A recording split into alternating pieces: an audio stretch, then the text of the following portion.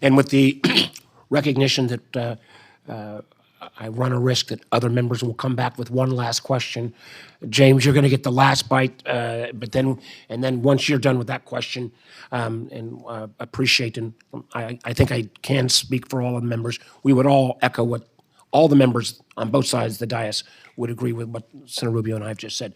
Senator Lankford, last Chairman, question. I appreciate that. I know we're headed to closed session on just a couple of statements I want to be able to make in an open session format. One is I wanted to reiterate the whole issue of TikTok that's come up several times and just be able to make the comment. I think we'll all agree with this is not about TikTok. This is about any app, any electronics that are coming from China. That information goes back through China.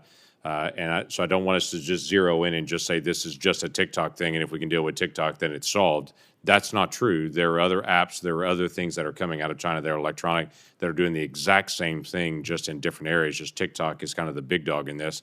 It reminds me somewhat of our conversation several years ago on Kaspersky, when Kaspersky used to be the free virus software that you could get at Best Buy. What a great deal that you can get this free virus software that runs through Russia to be able to check your computer for viruses. We've all learned the lesson of that.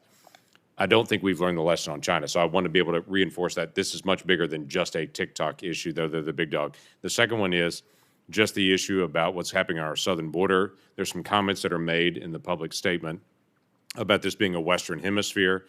Senator Cornyn and I were just at the border not long ago when we were in Yuma, Arizona. We looked through the listing there. At that particular week, as we were dealing with, there were more people from Uzbekistan that were coming across the border there than there were actually from El Salvador.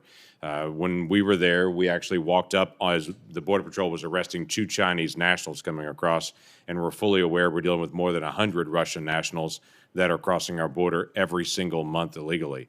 So my issue is here, this is a national security issue, as we've identified individuals crossing our southern border that the FBI has interdicted that are coming to assassinate former President Bush not long ago that came back out. So this is a bigger national security issue, and what I want to reiterate is this is not just an issue of push-pull factors in the Western Hemisphere.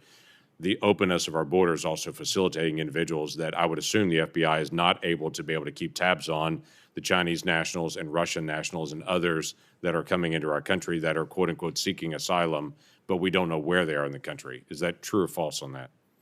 Yes, I certainly did not mean to suggest that the border is solely, related to the comment made about the Western Hemisphere in my opening remarks. I absolutely agree that there's national security issues with vetting folks who go across the border. We obviously participate in vetting in the intelligence community, and NCTC takes that role for my office and participates in trying to ensure that we can manage that.